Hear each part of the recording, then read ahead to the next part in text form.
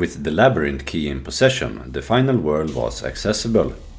To get to Yaesha, you need to teleport back to the Labyrinth and walk straight east towards the purple portal. Tiles made from stone blocks will be magically summoned to create a path in the air before you, so you can keep on walking.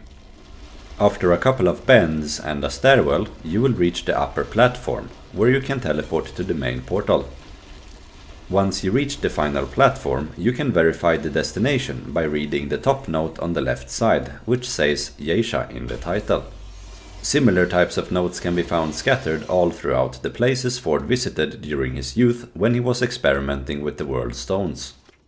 After using the Labyrinth key to open the portal, you can teleport into Yaesha. I can recommend you to search the ground near the first world stone, because there will be a book next to a skeleton which holds the solutions to all of Yaesha's various bell puzzles. Completing these puzzles net you great rewards with very little effort, so it can be recommended to note these solutions down. If I were to rank the different worlds in terms of complexity in map design, from simplest to most complex, it would be Earth, Corsus, Rom, and Yaesha. I have not once gotten lost on Earth or Corsus, but I did get lost a couple of times on Rom and Yaesha. The main reason for this is due to the level design differences, where Earth is the easiest to navigate, with mostly 90-degree bends following streets framed by tall buildings on either side. It's near impossible to get lost. And although it may play a pivotal role in the story, depending on which choice you make regarding the Guardian's heart, I always felt as if Corsus was a bit of a rushed project. It is, after all, entirely skippable if you choose to fight Aslan immediately. Perhaps that is why they introduced the Swamps of Corsus DLC later, to expand the world building with Cesnia's plot and a few other changes to make it more tempting for new and existing players to play through. Although the world of Rom is simpler to navigate than Yaesha, it is easy to miss the critical side dungeon leading into the actual world boss area. This means you may reach the end of the world without having faced the world boss, because you missed an entrance in the previous Overworld. When I first played the game, before I knew any better, I remember thinking the game was bugged when I was totally lost in Rom, so I teleported back to the very start and replayed the entire world without going into any side dungeons, and I found out that I had missed a very narrow passage in the second Overworld, which then led me through to the world boss. Same thing happened in Yaesha, but this was way harder to find, because the entrance did not show up in my map until I was super close to it, in one of the corners of the map. I also feel that Yaesha in particular takes longer to traverse than any of the other worlds, because the jungle feels like a maze. It is the world where I used the minimap the most, for sure. Shortly after entering Yaesha, I discovered the Flautist location, which is a central area in the Verdant Strand. You can interact with the Flautist in between songs and find out he seems to be quite the philosophical fellow. Behind him are 5 bells, which play distinctive notes when you hit them. If you read the book earlier, you would have already found out that there were pages for the Song of the Flautist and Song of the Guardian, illustrated with pictures clearly depicting the Flautist and the Guardian, which looks like the statue behind him. If you number the bells from left to right with numbers 1 through 5, the solution to the first puzzle is to hit the bells in the following order: 3, 4, 5, 3, 2, 1. And if you paid close attention to the song he was playing, you may realize that these were the same notes that the Flautist plays occasionally. This is actually how I solved the puzzle for the first time back in the day, because I missed the book. Playing the notes in the correct order rewards you with the Heart of the Wolf ring, which increases your maximum stamina by 25 points and your movement speed by 10%. It is an excellent ring for traversing the long distances in Yaesha. If you then fire in the order of 1134, 1132, you can also obtain the Swiftness trait, which increases your movement speed by 0.75% per rank up to a maximum of 15%. The Swiftness trait is a trait that significantly increases your quality of life as you move through the game. It not only shortens the time it takes to move from point A to point B, but also simplifies all types of fighting, as you can often run away instead of dodging to get out of reach from enemy attacks. Coupling a fully upgraded Swiftness trait with Heart of the Wolf, Rock of Anguish and the Compulsion loop allows you to essentially run away from any enemy attack while at critical health. And you will see me trying out this combination just for fun in the beginning of my Yaesha adventure, before I decided it was too risky running around at critical health all the time and opted for a more sensible approach. But it sure was fun to zoom around Yaesha for a little while feeling like a bat straight out of hell. While I'm busy zooming around Yaesha, let's discuss the adversaries you may find. First you have the Hell Lion, which is the most abundant enemy in the Verdant Strand. It is a very nimble melee enemy with two swords that often dodges when you aim at them. They have a very annoying forwards dodge roll that they always seem to time at the exact moment when you fire. So if they start running straight towards you, the advice here is to hold your shot for just a second longer than you usually would, and then hit them as they come out of the roll. Alternatively, you can try and aim at their legs to fell them before they can start dodging, or pick them off from a longer distance. They are supposed to have a weak spot around their neck area, but truth be told, I have never been able to hit it knowingly, so I think it's simpler to just shoot it in the torso. Shooting it in the head is ill-advised, since their headgear protects them, leading to reduced damage. Other regular enemies include the Solar and Slink, which are flying creatures which fire long-range electric orbs towards the player. These can be really annoying to fight, as they may spot you from far away through geometry, and start firing projectiles without you seeing them, and then you suddenly get zapped. Aim for the head and they go down readily. The Hunter's Mark can be of some use to spot these through the dense jungle, allowing you to get the drop on them instead. Luckily, these flying enemies are not too common, because they can be quite annoying to fight, mainly with the geometry clipping shenanigans they seem to have going for them. A common elite enemy in this overworld is the Berserker, which is easily recognizable due to their large build and red fur. They wield a big axe, which they swing with a mighty enthusiasm and strength. They have a significant amount of health too, and can quickly close in on you with a sprint or a dash jump. Aim for the head, know the range of the axe swings and dodge away from all attacks, and you should be able to overcome this beast most of the times. After attempting to melee fight one of the Hell Lions, I was promptly reminded of their incredible speed and agility, as we took each other out simultaneously. If you plan on getting close and personal with this foe, I would recommend bringing any other type of weapon than the flail, since you will likely get hit in the short time it takes to complete the wind-up. The next point of interest in the video was when I found a new ring, so feel free to skip ahead to this part if you would like to skip the regular fighting and world exploration.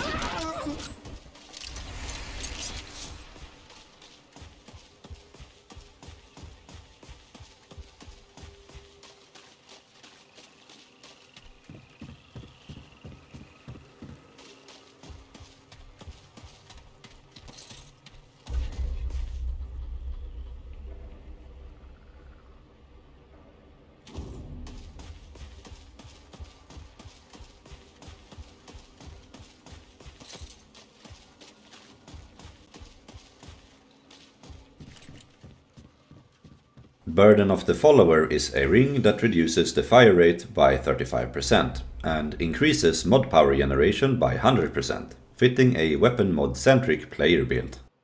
I've never used it much myself, but I can imagine it could make the game very trivial, if you couple it with a strong mod like Swarm put on a heavy hitting weapon, as you would essentially be able to have it active constantly, except for those 1-2 shots required to refill the meter when the previous activation just ran out.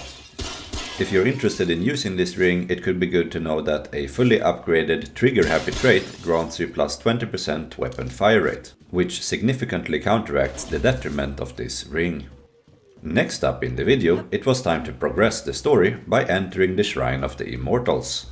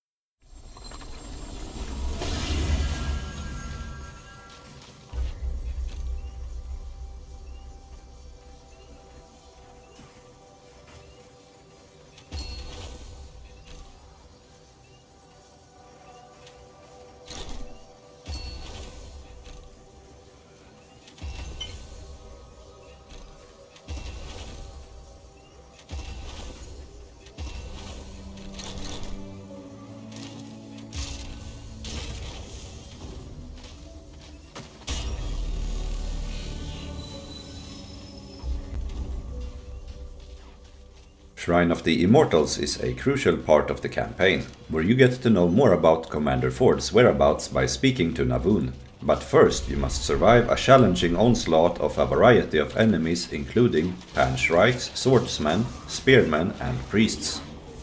My preferred tactic to survive this fight is to make my way up to the closest right platform and fight most enemies from there, only moving out of the position when I get pushed back by multiple elites.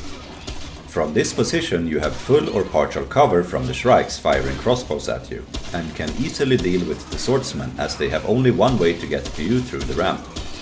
If you stay in full cover, you can usually leave most of the crossbowmen alive, deal with the Swordsmen, and then go out of cover once the elite enemies spawn. You will have to survive a combination of Berserkers, Spearmen and Priests, where Priests and Spearmen often spawn simultaneously. Berserkers and Priests should be quite simple to deal with due to the head weak spot, but Priests have a tendency to sometimes stay hidden behind cover, for example in between the ruins. This can become very dangerous very fast, as they waste little time in boosting nearby enemies in an electrified craze, increasing their damage significantly. One annoying mechanic is that one type of spearman throws electrified spears that will damage you even if they land on the ground beside you. At first, this may not seem like a big deal. However, if you take a few proximity hits, it could often be enough to get you killed by a Shrike. And those crossbowmen are everywhere. Remember, this can be quite a hectic fight. For the spearmen, I don't have any fancy tactic or advice, other than to try and deal as much damage to them as early as you can, so you don't just hide and get boxed into a corner. At some point during the fight, you will likely have to evacuate your safe spot, and the safest and quickest way to do so is to roll over the edge. Usually this provides you with a couple of seconds of breathing space to heal up, use an ammo box or such, but no place is ever 100% safe in this arena, what with all the enemies around, so try to always stay in motion and stay out of the crossbowmen's sights as much as possible. After surviving a few waves of elites, you complete the fight and a small cutscene plays out. Afterwards you will speak with Navun, who can tell you more about the world and also of Ford. She tells you he was captured by the Queen and that he is kept within her ziggurat, leading you to your next objective in the campaign, to rescue Commander Ford. Completing this fight also rewards you with the Triage trait, which increases the healing effectiveness by 5%, up to a maximum of 100% at the max rank. This trait is very useful for all types of healing sources and is an important trait for increasing your survivability. As an example, with a maxed out Triage trait, a single blood wort can replenish more than 100 health points. With the update regarding Ford's whereabouts, it was time to head into the next area, the Scalding Glade.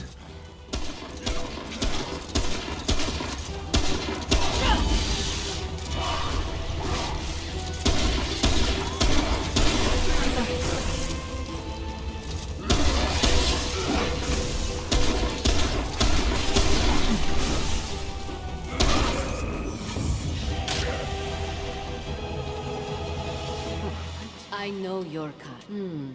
The Paxel-tech, but Ford is your sympathy. A queen keeps him in her zig. This one is Navun. This one is. I wish you were.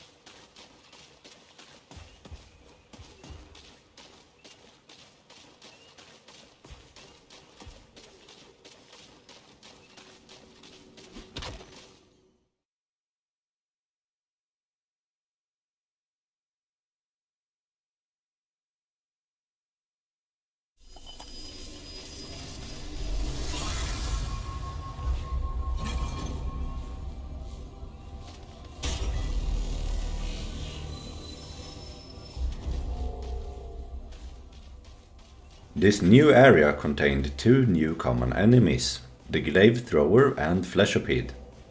The first mentioned foe is very similar in appearance as the Hell Lion from the previous area, but instead of swords it carries some type of double-edged throwing weapon.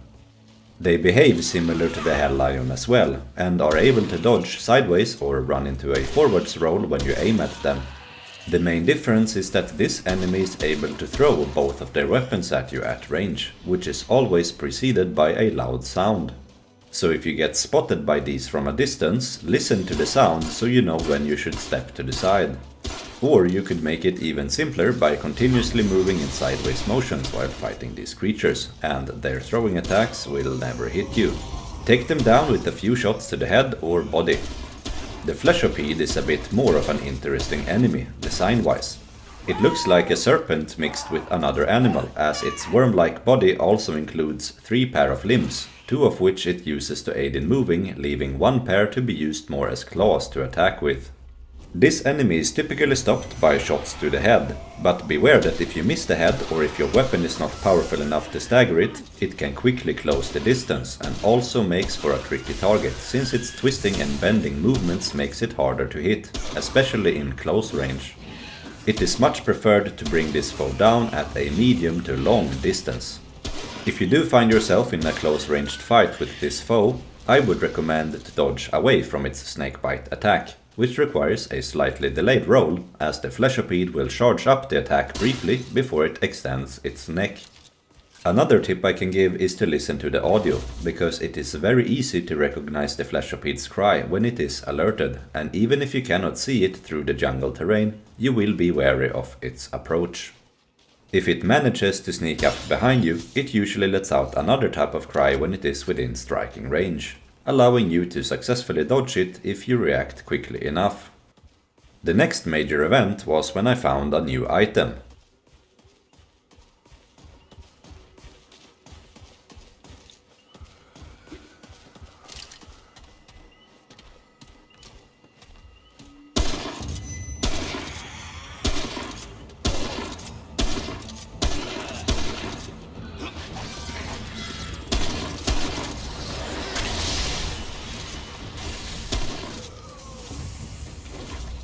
Pearl of Luminescence is a simple ring that provides a flat-out 70% chance to double the Luminite crystals dropped when slaying elite enemies. It is thus useful to earn more Luminite crystals per kill. It can be stacked together with the Luminescent trait for a maximum 100% chance of double drops. I have never used this ring personally, as I have rarely found myself lacking in Luminite crystals during any playthrough.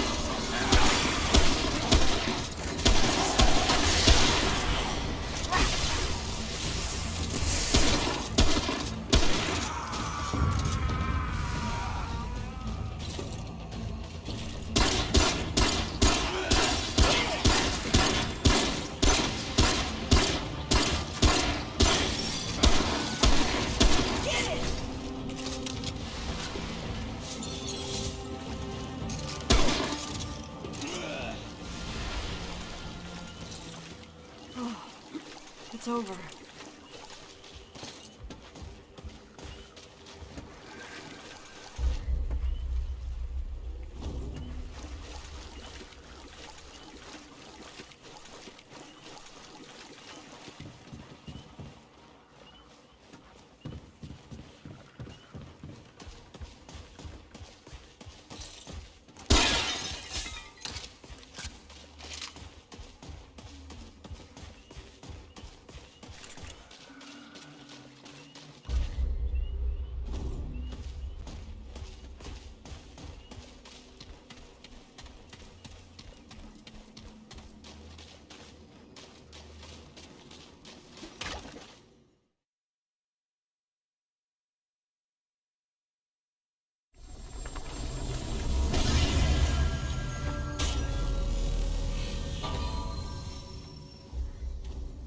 The next dungeon I discovered was Widow's Pass, which is a dungeon filled with purple crystals, bottomless pits, and tombs. Also inside dwelled new enemies such as Risen and Pan assassins. Risen lumber about quite slowly and wield a lantern outside of combat, but quickly draw two swords when they spot you. They have a large hole in their chest, pulsating in a cyan color, which I assume is the undead life force that is the source of their reanimation. Shooting them in this spot splashes some of the color outside of their body, however I have not found them having any weak spot. Deal with these at medium to long range as usual. The Pan Assassin is a more troublesome foe. It has a peculiar machine on its back that allows it to disappear momentarily in a flash of lightning and reappear much closer to your position. It can do this repeatedly until it suddenly blinks right in front of you and discharges a strong electric blast. It can also perform a series of dashes during or in between these teleportations, making it a very troublesome foe to hit. Luckily, it is quite fragile, and oftentimes it only requires 1 or 2 hits to bring it down. If you are unable to bring it down before it reaches you, its first attack is typically a double cross sword slice that you should dodge backwards from. If you succeed in dodging this attack, you get a short moment to hit the assassin before it teleports away again. So time your shots correctly and be sure to clear the area once it is defeated, because it will cause a huge explosion when it dies. The death explosion can work to your benefit, as it can also take out other nearby enemies. The third type of enemy I fought in Widow's Pass was also the only elite in the entire dungeon.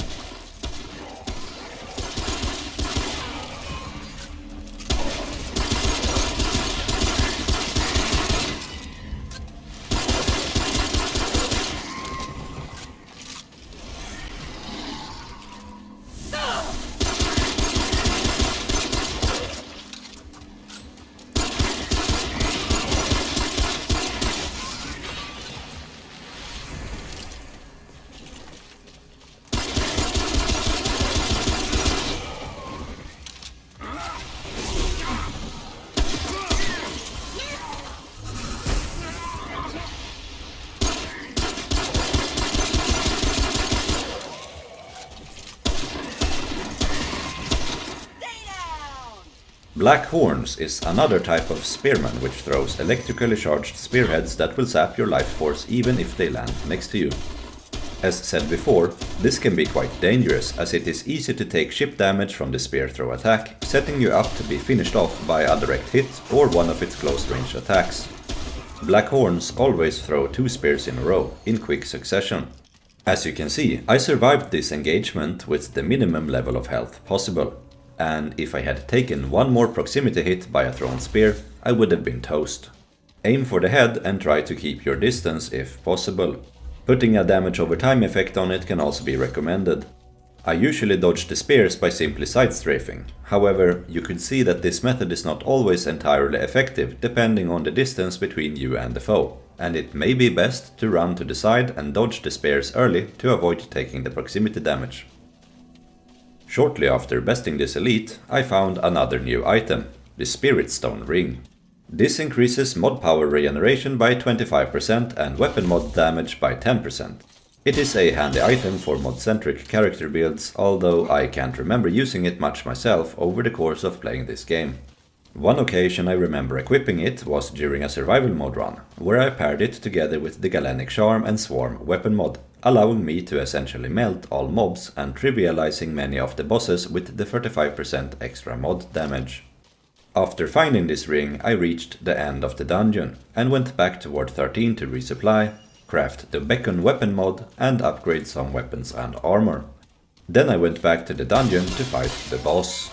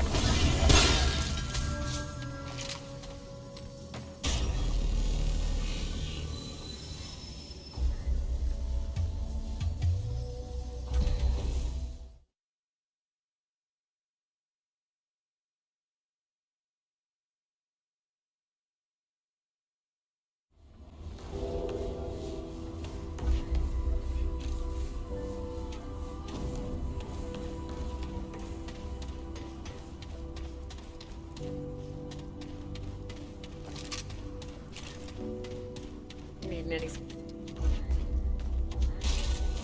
Till next time. Hello again, Fred. Let's see. Save us the travels.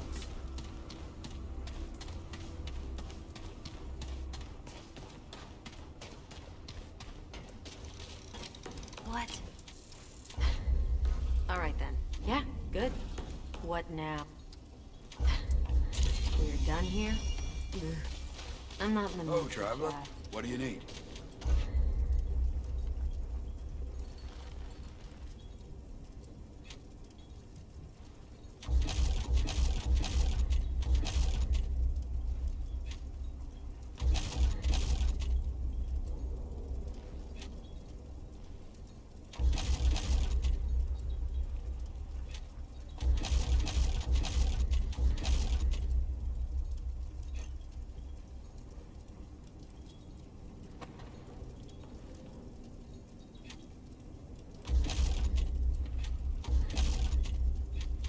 Be safe out there.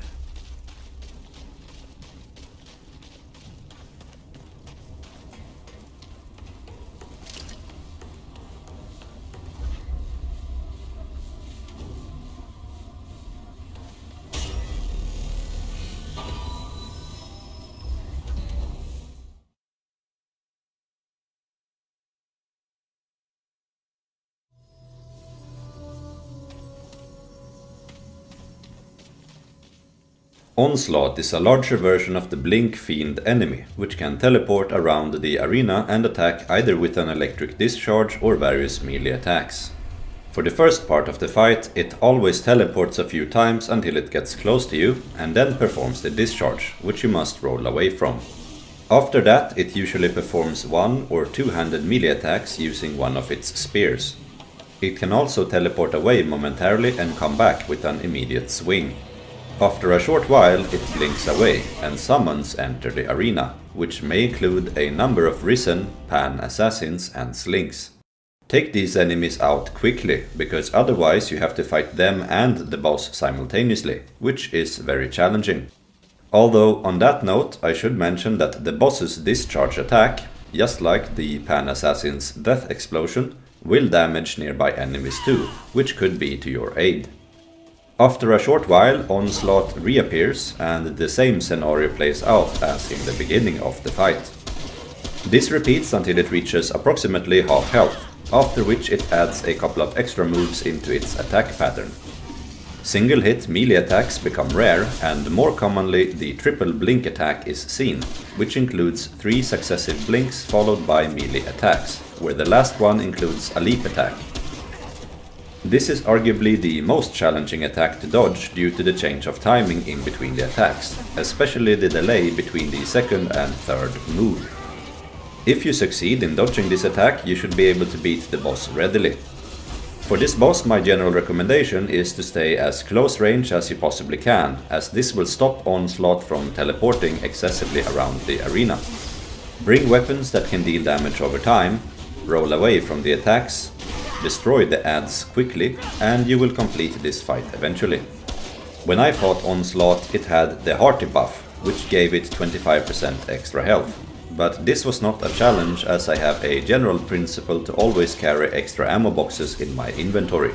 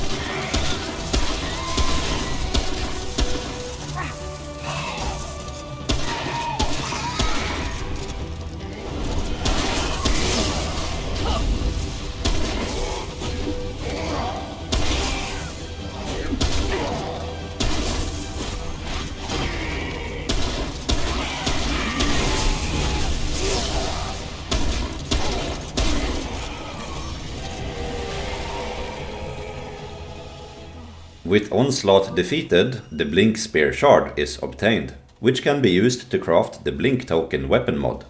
This mod teleports the user forward up to 13 meters and creates an electrical blast that also deals damage within 3 meters. Somewhat accurate to the actual boss fight, the maximum simultaneous charges it can hold is 3. You can use this mod both offensively and defensively, either to teleport into a group of enemies or to use it to escape in a pinch. The electrical blast counts as both elemental damage and an explosion, so it benefits from all 3 evocation, wisdom and demolitionist traits. And its damage can be further boosted by equipping the Storm Amulet or Vulcan's Detonator and other items such as the Spirit Stone Ring we saw earlier.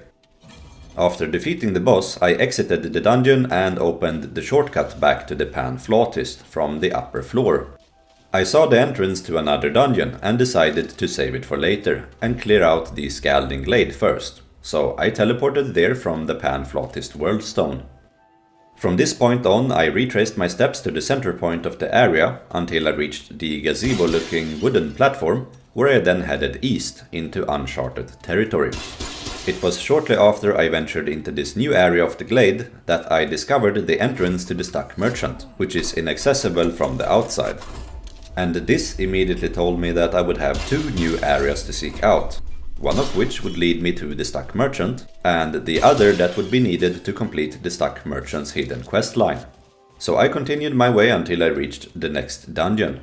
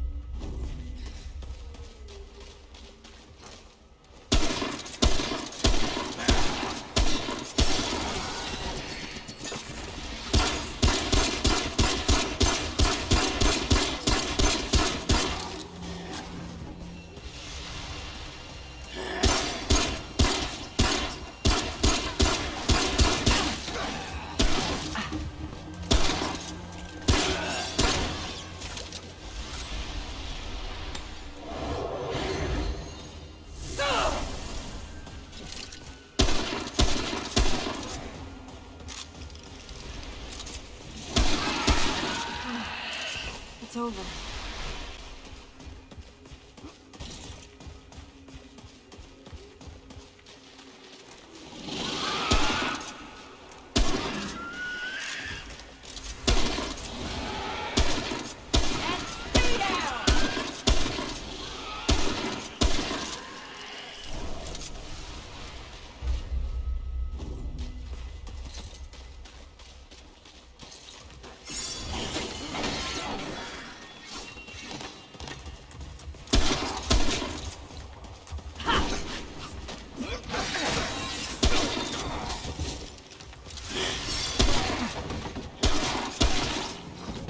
Damn it!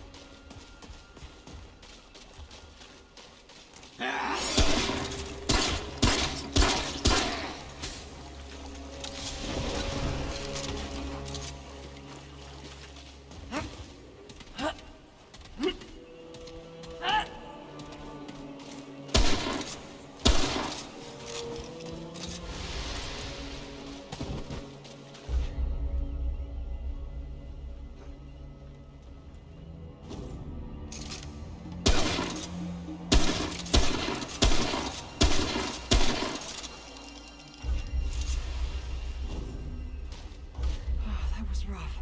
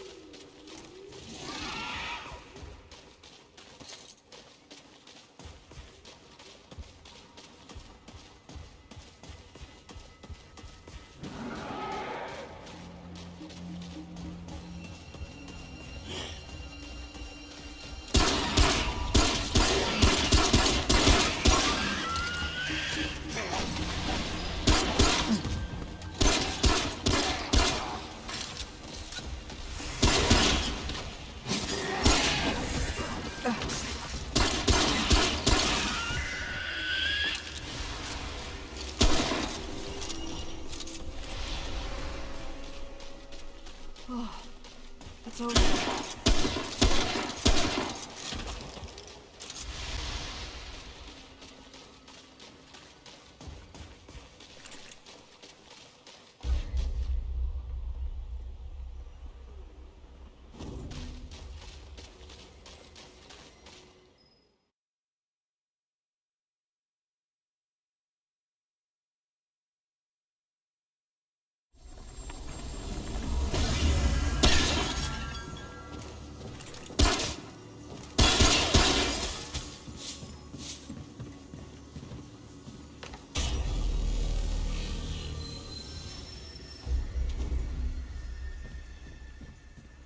Withering Village is a location high up in the treetops, full of houses connected with wooden bridges.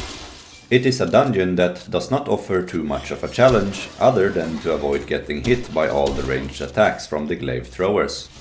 Although I tried searching most of the buildings, I did not find any new item in this location, which I usually do.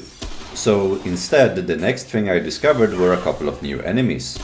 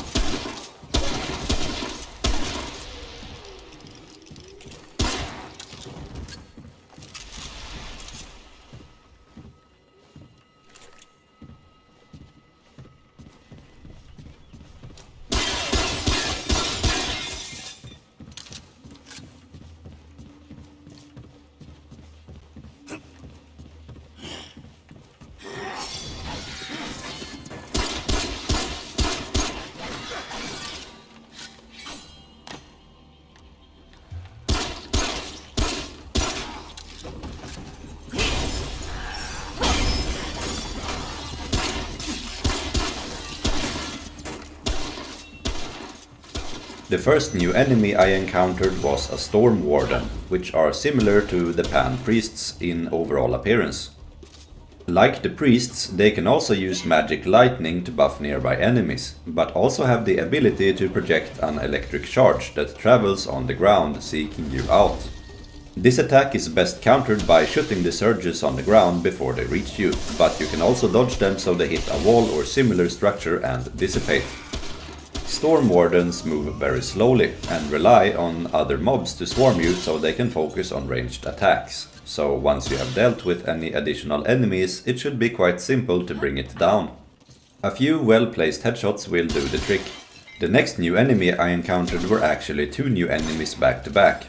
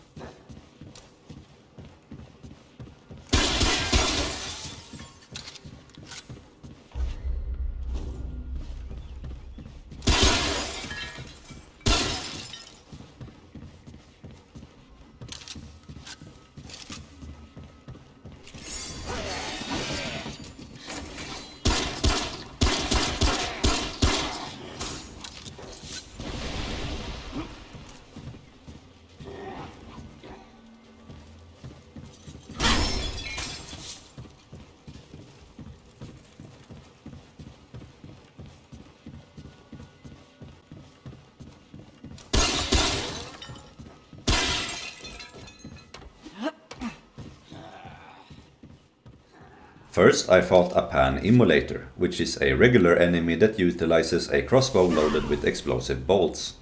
They prefer to take shots from a covered position and often run away if you try to corner them.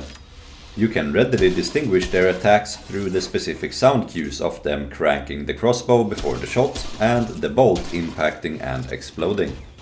Although these are regular enemies, I find them quite rare, and they can definitely add some extra challenge to your run through the dungeon if you are unable to catch them in the open.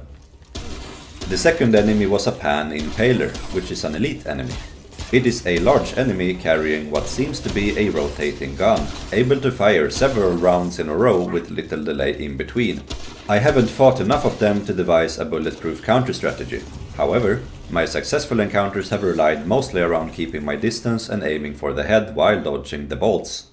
I have also used the stairwell tactic a few times, in other words, where you use a stairwell or otherwise slanted surface as partial cover, so the impaler cannot fire at you effectively, but you can still fire at them from a relatively safe angle.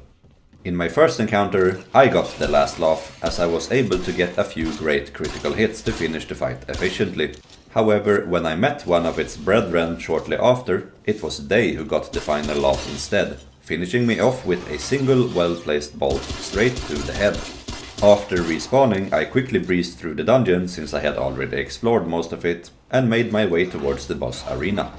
On the way, I met another new enemy known as the Pan Thunder Husk.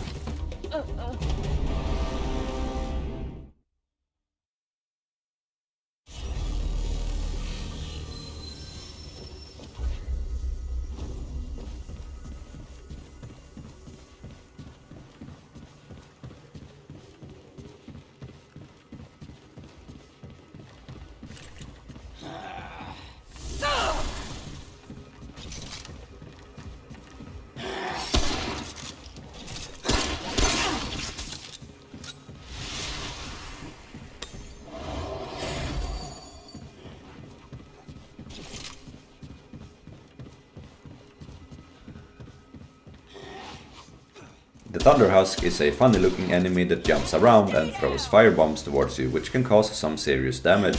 Since they are a regular enemy, you should be able to bring them down without too much of a challenge, as long as you stay clear of the bombs.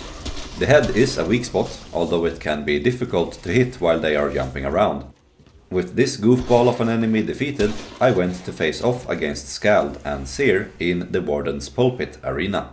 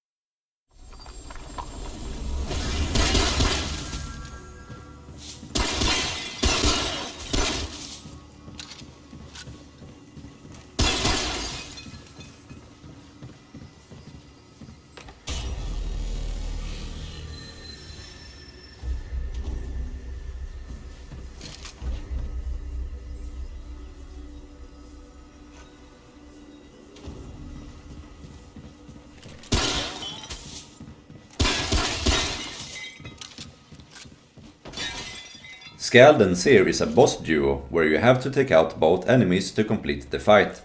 They essentially function as buffed versions of the Pan Immolator and Slink, respectively. Scald will repeatedly run into favorable positions from which it can take shots at you. It can fire a single or triple hit volley of explosive bolts from its crossbow. If you chase it, it will mostly run away, while sometimes turning around to take shots at you. Sear is the flying creature that throws firebombs at you. During the fight, you will not be able to escape from this foe as it can easily seek you out due to its flying advantage. This means you will most certainly deal with Sear first. The best damage opportunity is right after it has thrown its bomb. As long as you stay within the same area, so it doesn't have to chase after you, this should provide you with a great chance to deal good damage in between the attacks. Aim for the head, dodge the bombs and take cover from Scald's explosive bolts.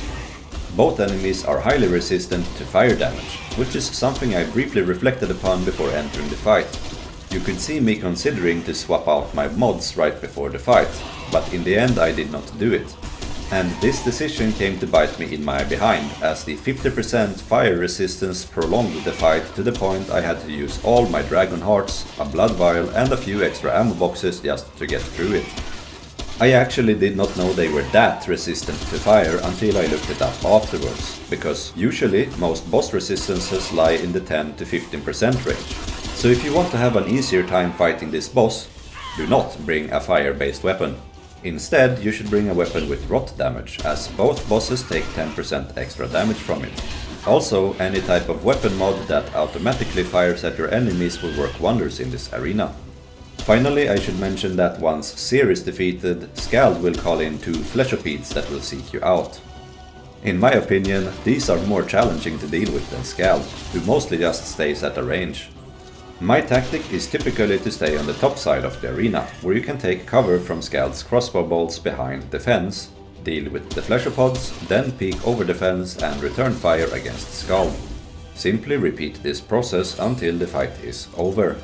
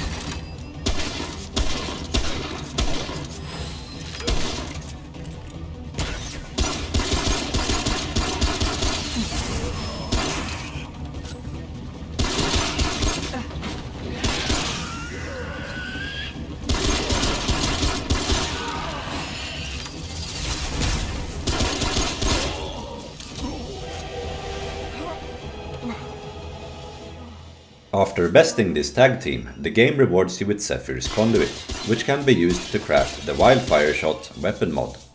The Wildfire Shot is a mod that launches an arcing fireball that deals a smaller amount of initial impact damage and ignites enemies within 2 meters with the burning status effect, which has a significantly higher overall damage. The Wildfire Shot is thus mostly a damage over time and area denial type of mod, and its total damage potential can be significantly increased by placing several shots in the same area, burning everything to a crisp. As with many other mods, its damage can also be boosted by corresponding traits like Evocation, Wisdom and Demolitionist. In this case, also the Tormentor trait plays a role, as it can extend the duration of each applied burning effect by up to 30%. The Charcoal Necklace could be a good pair for a burner build, with its 15% additional fire damage and 50% increased burning damage. Put the Spitfire as your secondary, and there won't be any remnants left in the ashes you leave behind. The exit of the boss arena led me directly to the Stuck Merchant. As the name implies, she is a vendor. And similar to Wood back in Rom, she is willing to trade secrets for scraps. Although, in this case, there is no special benefit in doing so other than to learn more about the world around you. On the way to the merchant, the strange Curio can be obtained from the back of a nearby cart. Make sure to pick this up, for it will be important later. Notable items in her shop include the Ethereal Orb, Golden Plum, Spear, Radiant Greaves and Protector, and Guardian's Ring. Ethereal Orb is a consumable that removes the overloaded effect and increases shock resistance by 30% for 10 minutes or until death.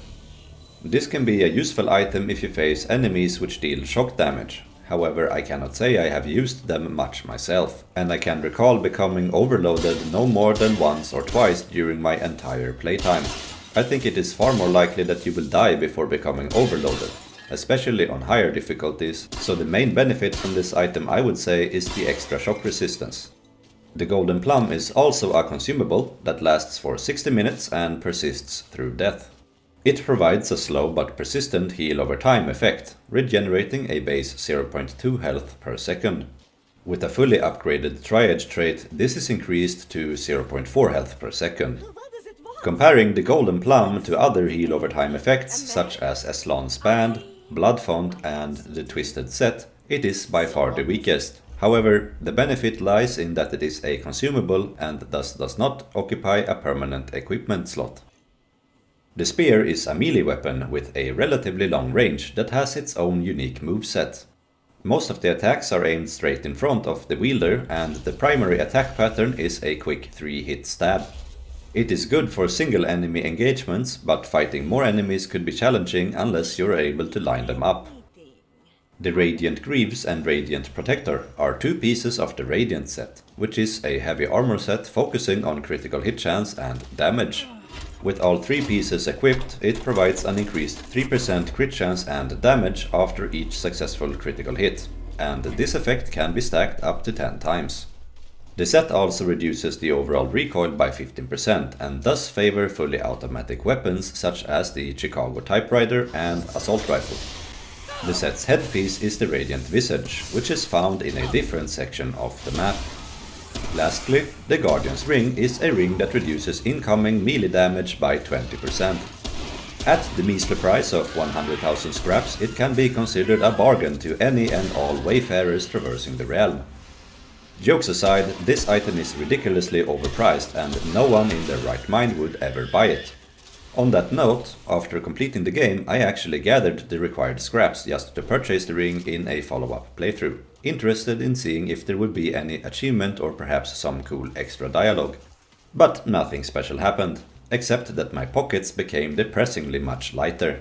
The good thing is that you don't need to buy this ring. At least you may not have to buy it if you complete the Guardian Shrine side quest. I purchased both armor pieces and the spear, and then left the merchant to open the shortcuts so I could have an easier way back in later.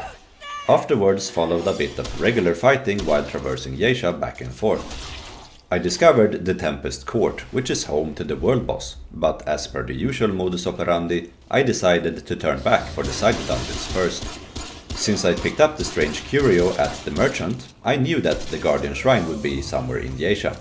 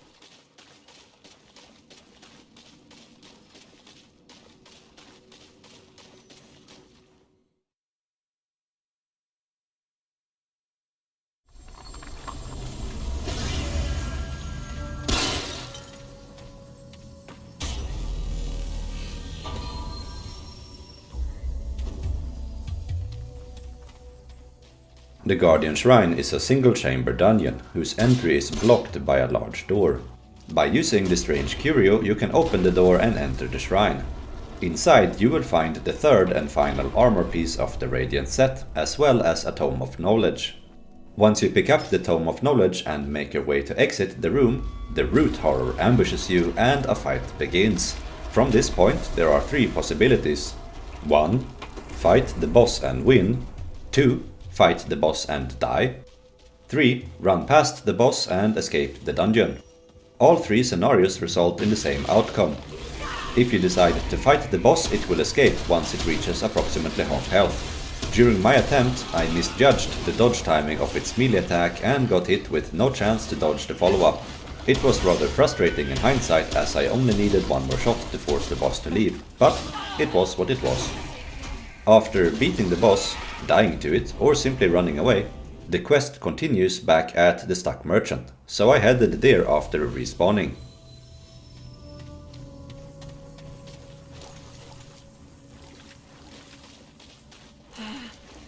Looking good.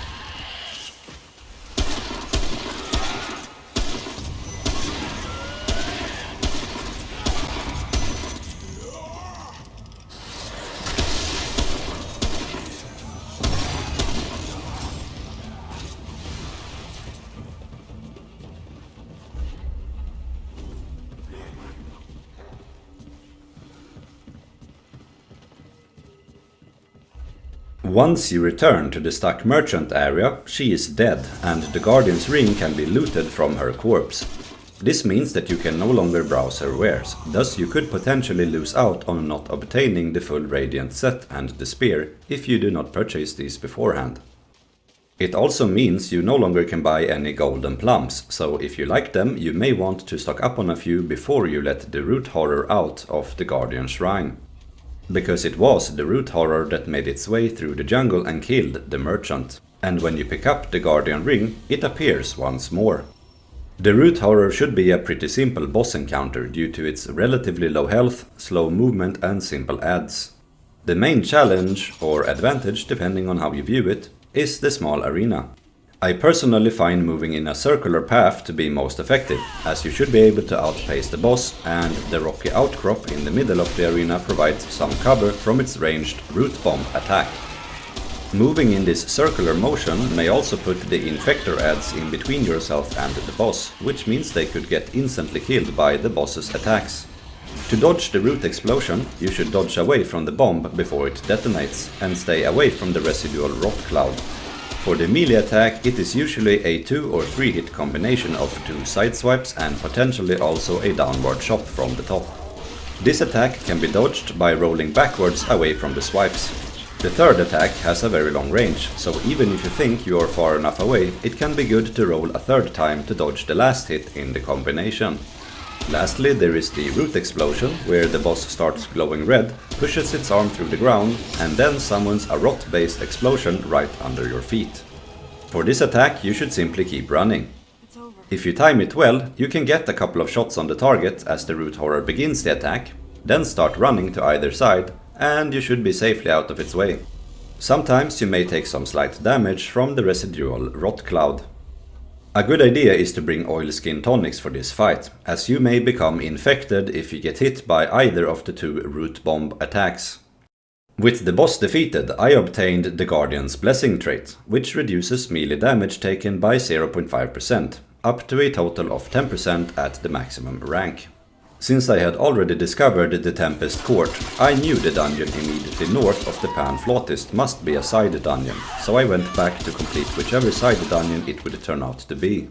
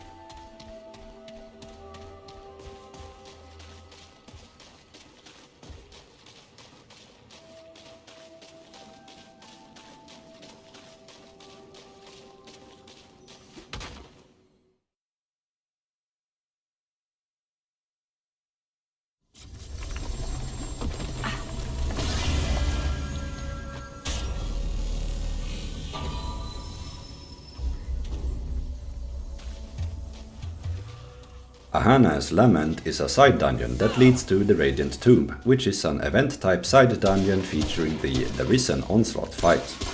The dungeon itself is mostly filled with Risen and Pan assassins, so you should be able to get through without too much trouble.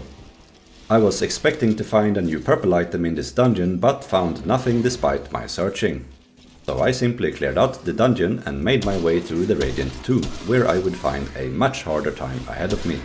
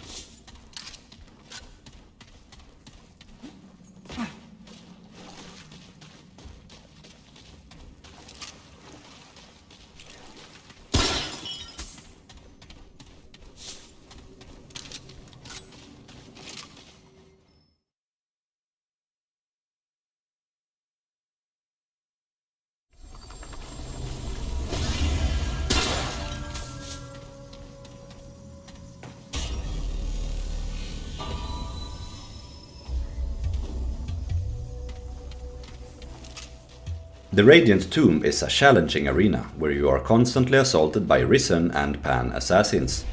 Towards the later half of the fight, Spearman also joins the fight, increasing the difficulty level tremendously.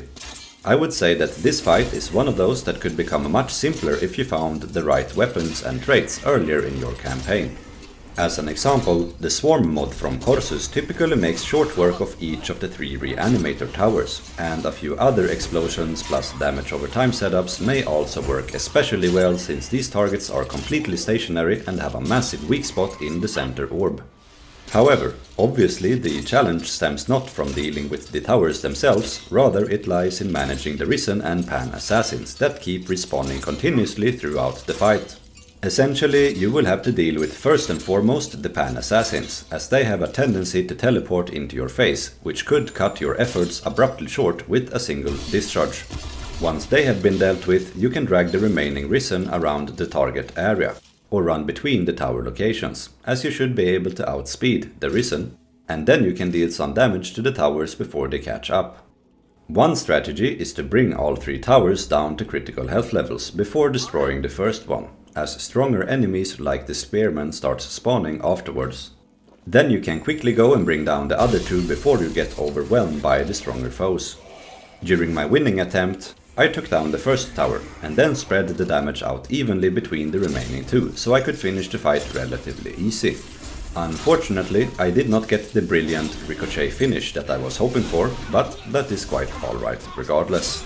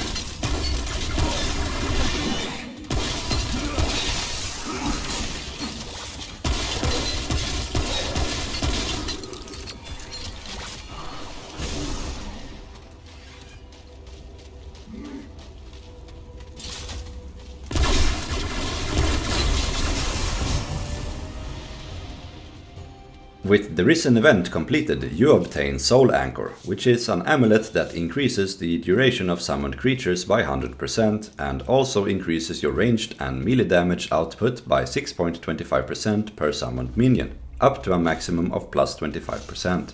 So with the fight completed, I looted the chest in the back room and then liquid escaped my way back to the dungeon entrance. Afterwards, I went to Ward 13 to purchase the Wildfire Shot mod and upgrade the Radiant Armor set. With this final purchase, I was ready to head back to the Tempest Court and try my hand at battling the Totem Father.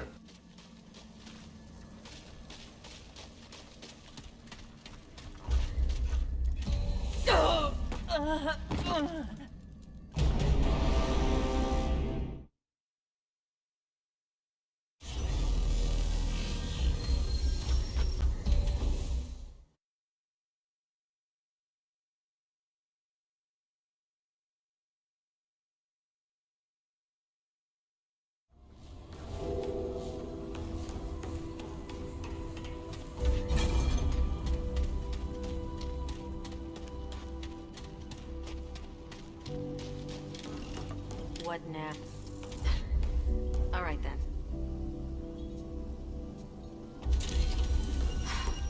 I've got work to do. Ah, certainly.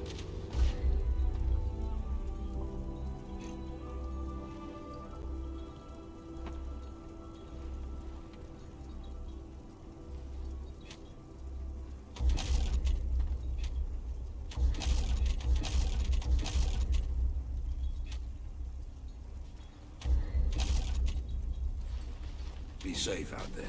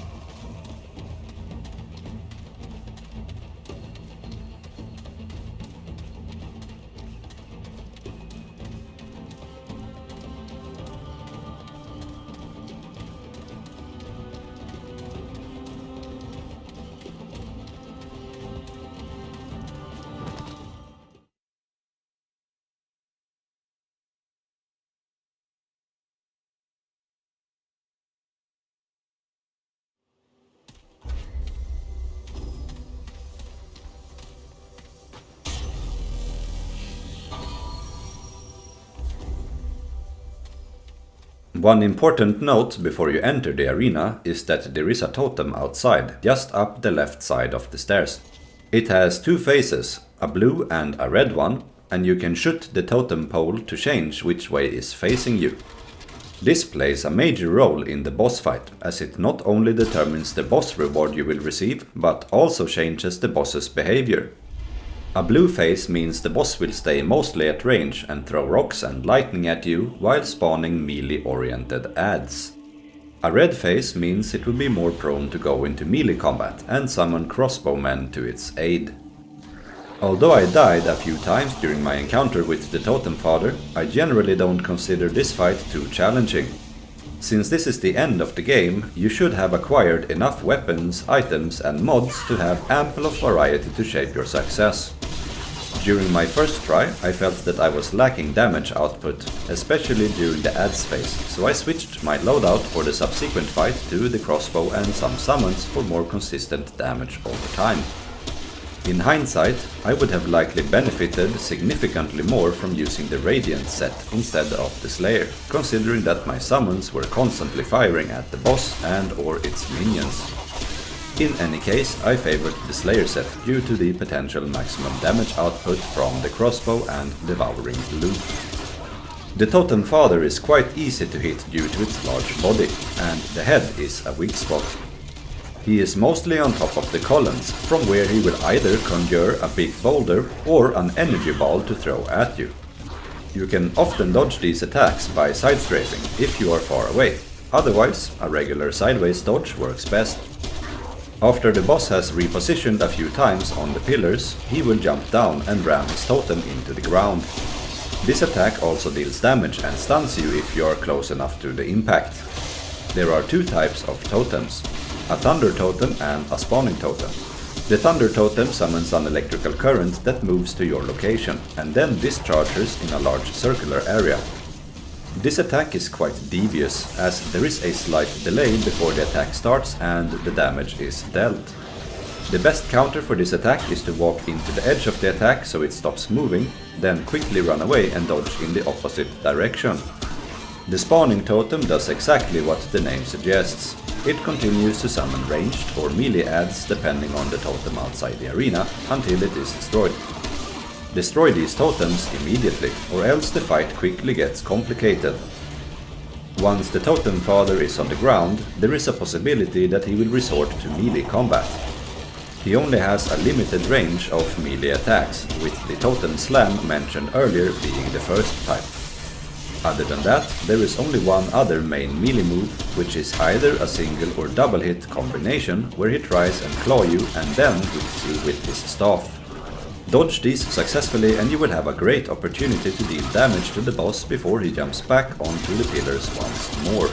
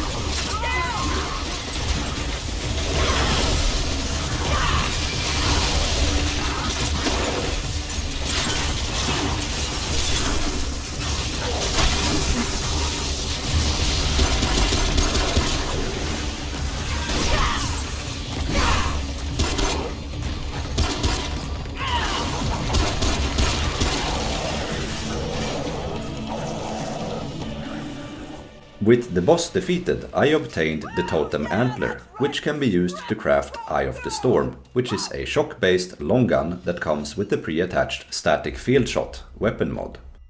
The Static Field Shot weapon mod fires an electrical orb that deals shock damage, and applies the overloaded effect on targets. If overloaded enemies get within 4 meters from each other, they trigger an explosion, which deals a significant amount of shock damage. If you instead fought the red totem version of the boss, you would obtain the Tempest Heartstring, which can be used to craft the Voice of the Tempest, which is a spear that also deals shock damage and can apply the overloaded status effect through charged melee attacks. In both instances, you also receive the Arcane Strike trait, which increases your mod power regeneration from melee hits by 1.25% per rank up to a maximum of 25%. Now it was finally time to say hello to Commander Ford in the Founder's Prison.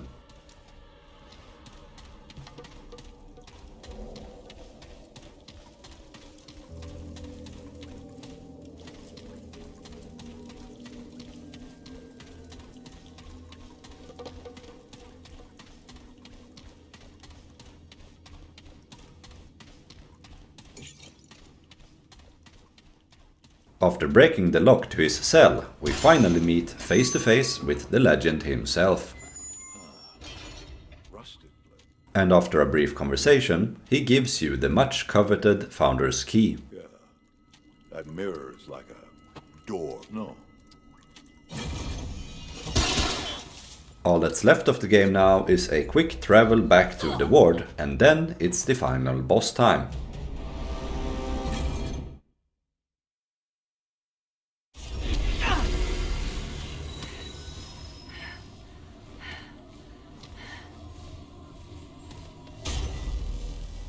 As always, if you enjoyed the video, please give it a like and subscribe to my channel. Let me know if you have any comments or anything else you would like to share. Hope to see you in the next one, where we will come face to face with the root of it all.